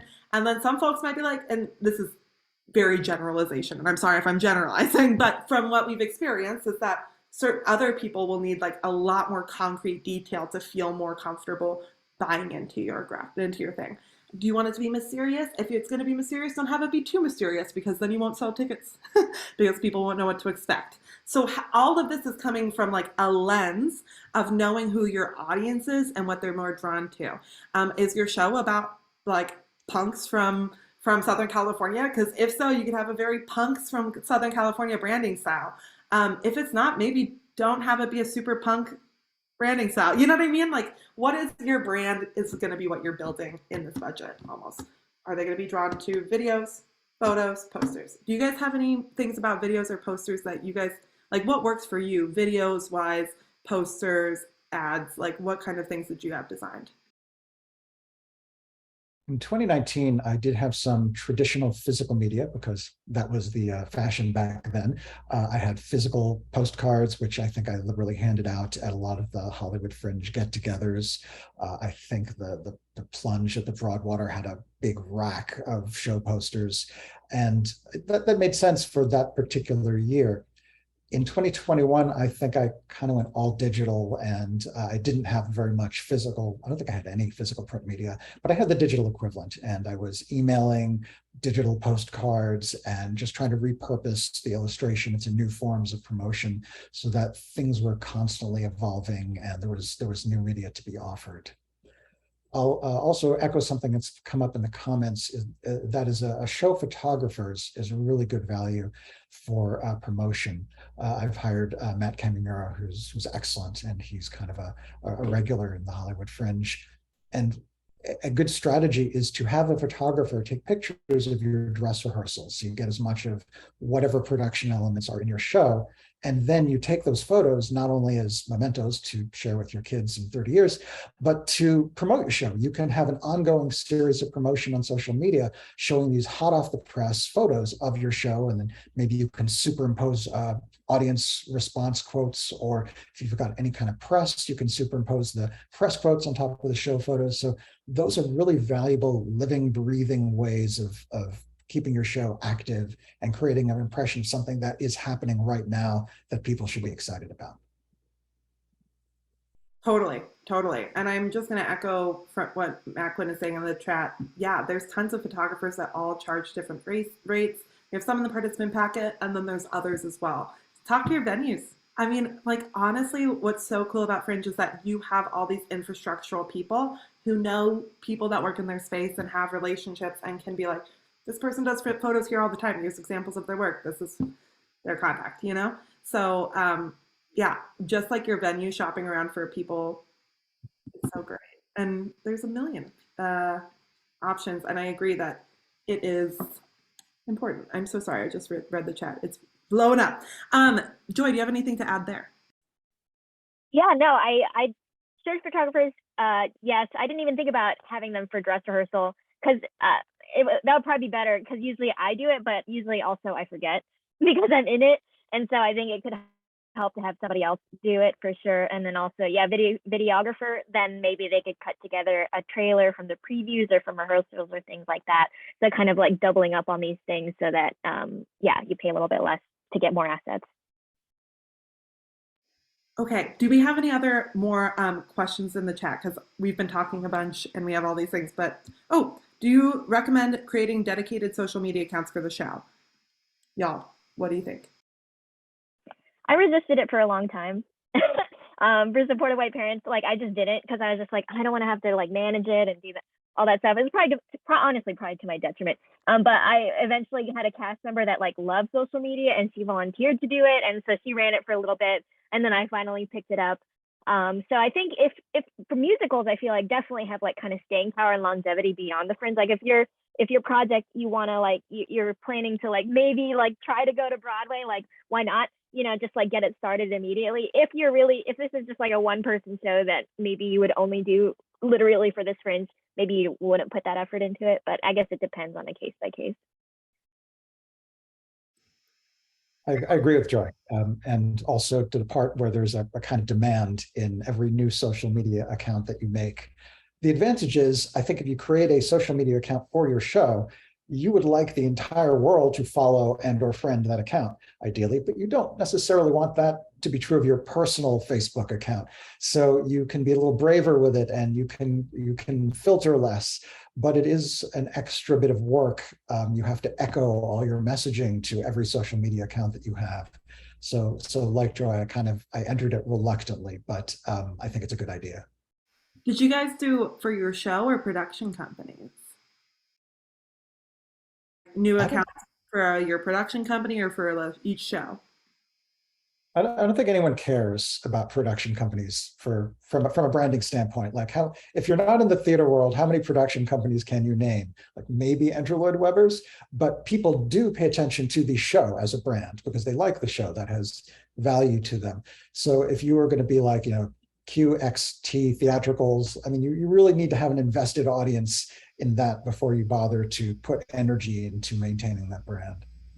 And you can always change your Instagram name, right? If you like have a show that's like taken off and then you want to create your next Fringe show under the same umbrella, you could be like, rebrand it to your production company name and keep all the content there, yeah,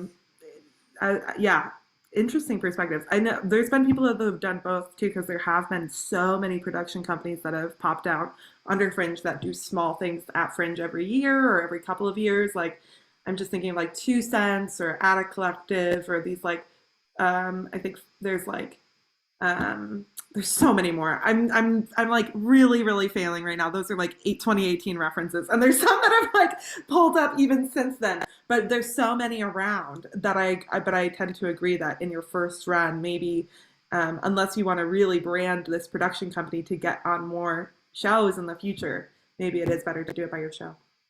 Does anybody else have any questions? Pop them in the chat. Pop them in the Facebook chat. We will absolutely answer them. Is there any advice on how to set your goal for crowdfunding?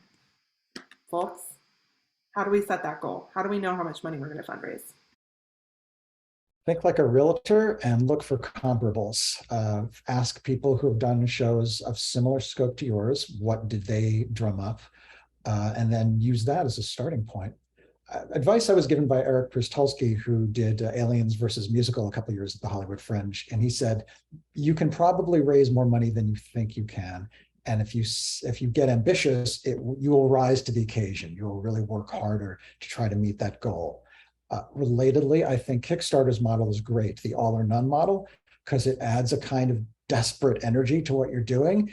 And I think people really respond to necessity. If you say, we can't keep any of this money unless we get to here, it'll evoke empathy. So I say, I would definitely say, do that model if you can. What do you guys think is like a reasonable goal for a Fringe production? Like, let's just say like an ensemble musical. Like what would be just an estimate of within a couple $1,000s of? What is reasonable for me. Like I set sort of a concept album, 7,500. Honestly, I wasn't even going to crowdfund for my concept album because I truly hate crowdfunding. But I like set it at 7,500, and that didn't even cover all my costs for a concept album. It's a little bit different from a Fringe festival production, but we already had a following. And like I haven't done a crowdfunding in a long time, so we ended up making 10K. Probably if I would have set it to 10K, we would have made 12.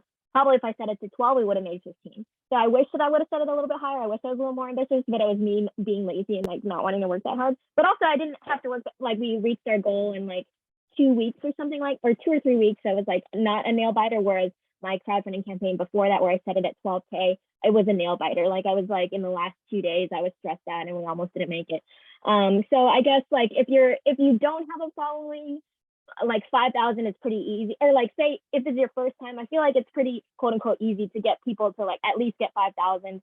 If you have lots of eager friends that have a lot of money and haven't supported your artistic career, you could probably make 10K pretty quick, pretty quote unquote easily, because it's your first time and people are excited to support you. But yeah, I think it also depends on how much money you actually need, and everything else Michael was saying too. I'll also say 10,000 is a lot for a Fringe. Like you don't need that really to do a Fringe production, especially because, and of course you could use that money to do a Fringe production, but if that number scares you and you're like, what the fuck, like I don't think I could ever, do not worry, because that would be something that would be pretty incredible to see.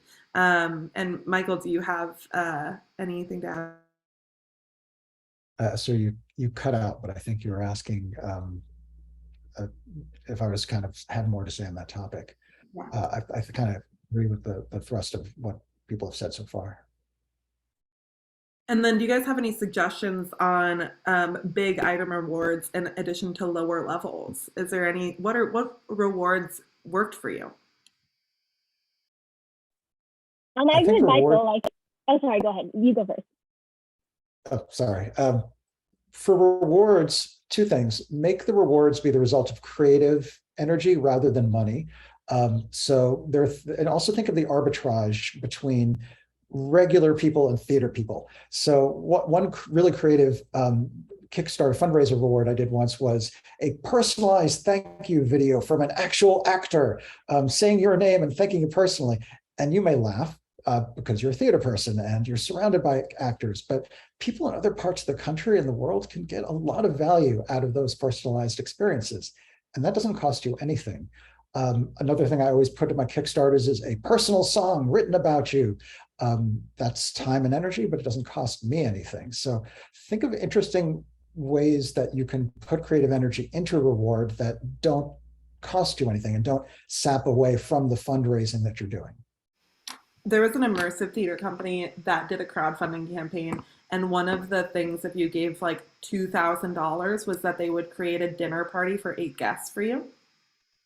Like they would create a little mini experience for you and 8 guests if you would fund their project, because 2,000 is such a big chunk of what they had to fundraise that they're like, we will do this thing that is an easy lift for our team, but is such a a ridiculous bargain for you and your 8 guests. You know what I mean? So thinking of some skill sets that you have in your team and then making like a huge bargain for those people donating is always such a good thing. If you're I've seen people who are like, I'm on the side. Like I think Caitlin Schiller, who used to do all these little drawings of Fringe shows, once offered like doing specific drawings of people as one of her things. I've seen people who have done like, oh, I'll write a specific poem for anybody who gives over $50. You know, like there's little nice things you can give people, and I love that don't cost you a thing except for labor. And then make sure you don't put too much labor into it. Like price those things accordingly, because $50 might be too much or too little for you to write a poem if that's what you do on a daily basis, you know. So yeah. And then I wanted to just, there's 2 questions, and then Michael, what price did people respond to an actor cameo video? What price point was that at? Was one of the questions. Yeah, I think it was kind of a mid-tier reward in terms of the donation level, but I don't remember offhand what it was. I may have changed it from show to show. I'm generally more generous with other people's labor than my own. The create a custom song about you was definitely top tier, because I did not want to be writing 30 of those. So you had to go the extra mile to get that one. But the cast thank you videos are very easy to produce. You just grab someone during rehearsal, say, hey, can you please thank this person? I'm going to run the camera for 40 seconds and you're done. So that's a really nice turnover for not a lot of investment in time. Joy, I need you to tell what you were putting in the chat to everybody, because that's such a good point. Oh yeah. I learned this the hard way, but yeah, if you make your rewards cheap and easy, totally agree with Michael. Like then you'll actually give them out. Because my first crowdfunding campaign, I made it so hard for myself.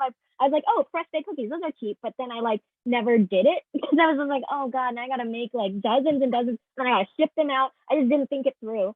So now I'm like older but wiser. So I offer fewer rewards, but they're like easy, you know. So I'll Yes. actually give them.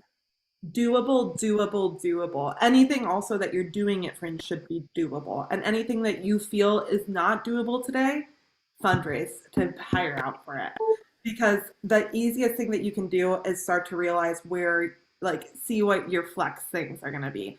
If you struggle with technology, then maybe anything technology related shouldn't be something you learn how to do for your Fringe show. But if you are good at something, maybe you can learn how to do it. And then I had another question in the chat that was, does Fringe have any support or assistance if we're trying to hire ASL interpreters to make our shows more accessible? No, not at this moment. We are working on finding funding for things like that. That being said, we have some in the participant packet. We have some companies that we work with, and with some rates. ASL interpretation is a cost, and a lot of people will do it for a couple of shows. You can always decide that you need to do it for 1 or 2 shows, but ASL interpretation for shows is so different too, because they need to be able to get the emotional story across. They are an actor that is playing all roles. So it's something to say that if you're not going to dive all the way in, maybe that's something you should budget for round 2. That being said, if you're fundraising for something and you want a fully accessible production, that's what you're fundraising for, right?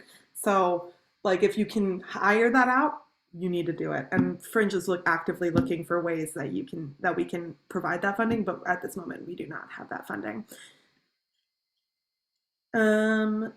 Any other questions? Anything that people wanted to ask? Are we allowed to host a workshop as producers? We are allowed to host a workshop as producers. Are we allowed to earn money for fundraising through these workshops with a link to a small business to sponsor the workshop? Yes. So when you register a Hollywood Fringe event, you can also register a free workshop that needs to take place in person in the zone during June, during the month of the Fringe. And yes, you can use that as an additional income stream. So you could partner with a small business, or you could make it about your own expertise and sell tickets to that workshop. It should be related to theater in some ways, but you can make pretty much anything related to theater and related to your stuff. So we're pretty flexible with what it means. It just can't be like a work, like there's been aerial silk workshops of like, there's been a yoga class that I took.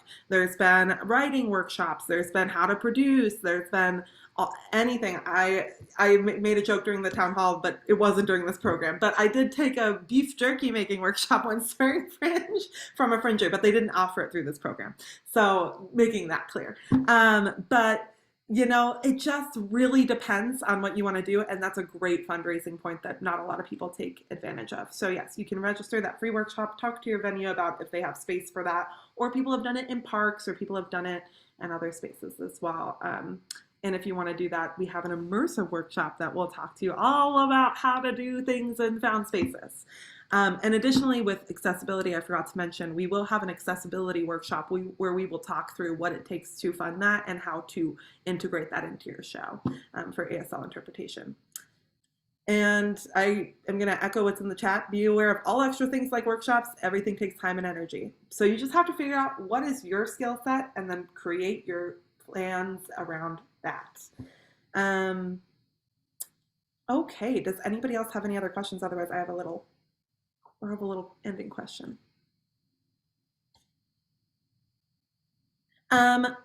If you ever have any more questions, you can always email support@hollywoodfringe.org. We have so many other panels that are coming up that are about all of these different things, from marketing to producing to what to expect at the festival, to accessibility, to anti-racism, and producing is our next one, about how to create an inclusive production, how to work on that from this moment all the way through your production in June. I highly recommend, if you've never done a show before, to come to that anti-racism in producing workshop.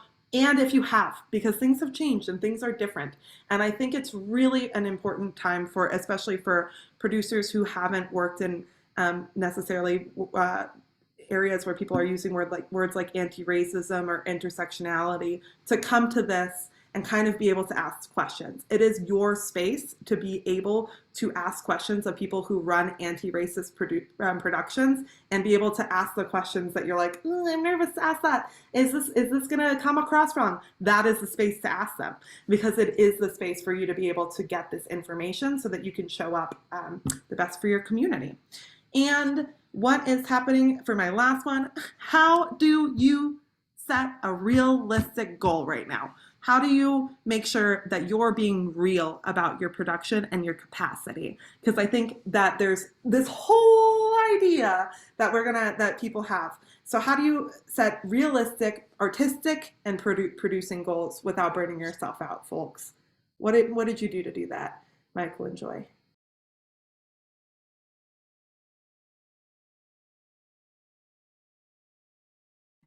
Take two. I think a really important principle is to have more help than you think you need, and make sure that the key members of your creative team and your production team feel motivated and connected to the project, which may tap back to the question of where you're putting your money up front. But there are a lot of tasks that will come up that you can't necessarily anticipate, and you may end up being the default doer of those tasks if you don't think ahead. So one concrete example is, one year I had little buttons, promotional buttons as a last minute item. We needed somebody to hand out those buttons after the show.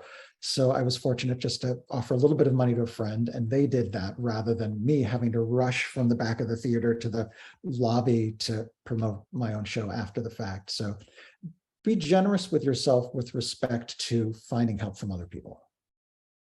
I love it. Joy, any closing? Yeah, honestly, I'm still learning. But yeah, what he said, I think that's a great idea. Yeah, trying to like set aside a little money to just ask other people and delegate other people. Yeah, if you're taking anything from this, it's that right now is your chance to dream up what that dream goal is for money. And that would be with everything that you would ever dream for your production. A team, a full team that has full roles, fully paid artistic participation, fully paid accessibility, making sure that you have ASL interpreters and things like that, making sure that you have a fully fledged marketing, and then doing some of these tips and tricks, and then seeing from there where you can cut. And we'll talk about that in Festival Expectations. I think that we're done, y'all. I am so grateful to our amazing panelists. And as we're all going, we're just going to wave goodbye. And feel free again to email us at support@Hollywood Fringe if you have anything more over the coming weeks, guys. Have a wonderful rest of your day. Watch that football. I don't know. And enjoy your day. Thank you so much, Ellen. Thank you. Bye. See you later, Rebecca. Bye. For inviting us to be part of this. This was a lot of fun. Of course. Thank you so much, Michael, for always being so great.